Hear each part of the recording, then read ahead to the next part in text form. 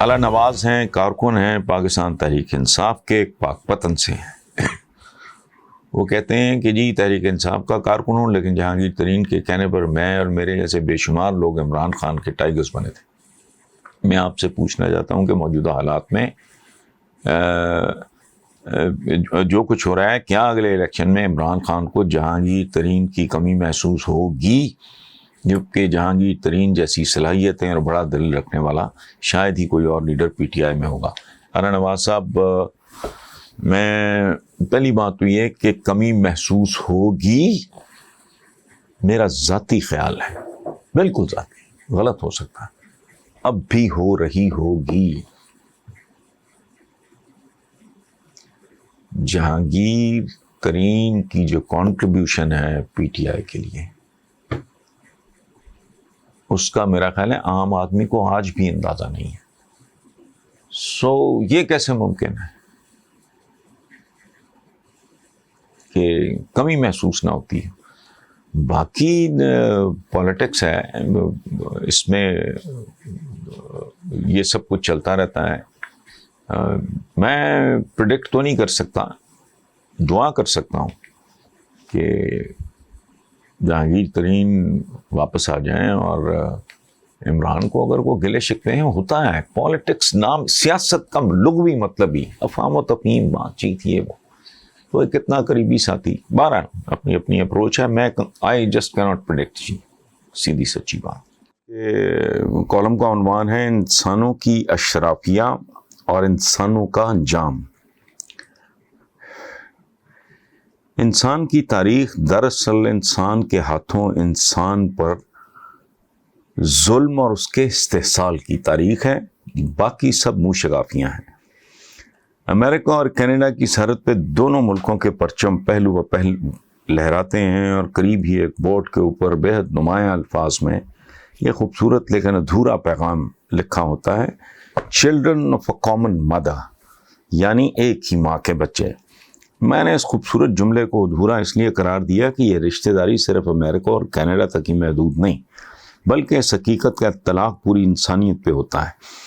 اب تک کی تحقیق اور جینیٹک ایویڈنس خالص سائنسی انداز میں اس بات کی تصدیق کرتی ہے کہ دنیا کا ہر انسان بنیادی طور پہ ایک ہی خاندان کا حصہ ہے، جسے کچھ صوفیہ نے اللہ کا کنبہ بھی کہا ہے۔ سب ایک ہی ماں باپ کے بچھڑے ہوئے بچے ہیں، لیکن انہیں آج تک اس ثابت شدہ حقیقت کی سمجھ نہیں آ رہی، اور جب رب کہتا ہے کہ انسان خسارے میں ہے، تو شاید اس اعلان میں انسان کا یہ خسارہ سب سے زیادہ نمایاں ہے کہ وہ نہیں جانتا کہ اس کا دوسرے انسان کے ساتھ رشتہ کیا ہے۔ میرا یہ ایک پرانا شعر ہے، میں کہ انسان ہوں، انسان کا لہو میری غذا، رحم مادر سے چلی ہے یہ روایت میری۔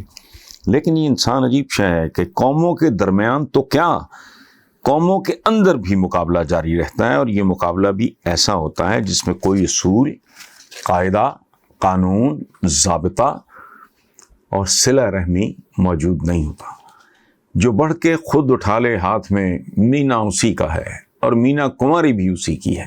جیسے جیسے انسان مہذب سے مہذب ترین ہوتا جا رہا ہے، اس کے درمیان مقابلہ کٹ تھروٹ یعنی گردن توڑ ہوتا چلا جا رہا ہے۔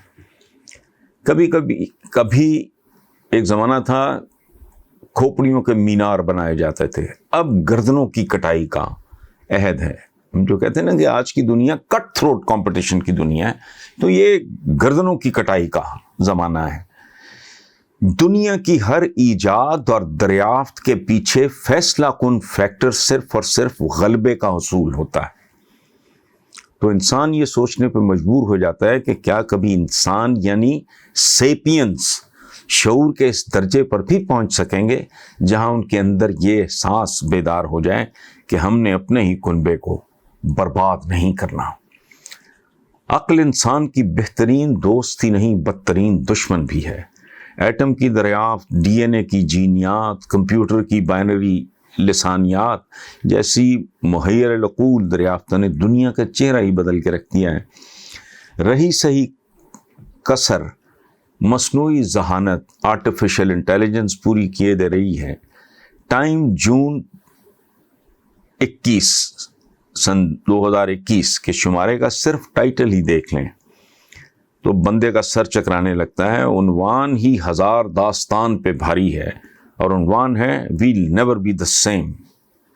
لیکن جو معاشرے گندے ہوئے آٹے کی دلدل سے نہیں نکل پا رہا ہے, جن کے لیے روٹی کی پٹ پٹ ہی دنیا کا بہترین میوزک ہے, ان بدنصیبوں کو اس بات کا احساس اور ادراک کہاں ہو سکتا ہے کہ کمپیوٹر اور جینیٹک انجینئرنگ کا الحاق ان کے ساتھ آنے والے سالوں میں کیا کرنے جا رہا ہے. یہ بیچارے تو اپوزیشن پارٹیوں کے الحاق سے آگے نہ کچھ دیکھ سکتے ہیں نہ سمجھ سکتے ہیں. اب تو یہ دعویٰ بھی بہت عام ہو چلا کہ 20,050 تک انسان چاہے تو صرف حادثاتی موت مرے گا. کیچوے کی عمر میں 6 گنا اضافہ کیا جا چکا ہے. نینو ٹیکنالوجی کی مدد سے ایسے خونی ذرات پیدا کیے جا رہے ہیں جو جسم میں داخل ہو کے شریانوں میں رکاوٹ, جراثیموں کا خاتمہ اور سرطان کا مقابلہ کر سکیں گے. دل, گردے, جگر, پھیپھڑوں کے مشینی نیم البدل مارکیٹ میں موجود ہیں. چوہے کی پشت پر انسانی کان لگایا جا چکا ہے. ہتھنی کے رحم میں قدیم نعمت جانور کے ڈی این اے سے اسے دوبارہ زندہ کرنے پہ کام ہو رہا ہے. یہ سب کچھ پڑھتے, سنتے, دیکھتے ہوئے میں اکثر سوچتا ہوں کہ جب انسان کے پلے تیر, تلوار, ڈھال, نیزے وغیرہ کے سوا کچھ بھی نہ تھا تو اس نے اپنے خاندان یعنی باقی انسانوں پہ کیسے کیسے خوفناک مظالم اٹھائے. تو جب آج کے مہذب ترین انسان کے ہاتھ بلاؤں سے بھی زیادہ خوفناک تکنیکی حربے اور ہتھیار ہوں گے اور انسانوں کی اشرافیہ مقیم بھی مریخ پہ ہوگی, تو کروڑوں بلکہ اربوں زمینی للوؤں, پنجوؤں, گاموں, ماجوں کا مقام اور انجام کیا ہوگا, جو کہنے کو ایک ہی خاندان کے افراد یعنی انسان ہیں. کیا یہ بدنصیب لوگ تب بھی آوے آوے اور جاوے جاوے کی مالا جپ رہے ہوں گے, اور کیا یہ تب بھی ورد کر رہے ہوں گے دیکھو دیکھو کون آیا, چور آیا, چور آیا.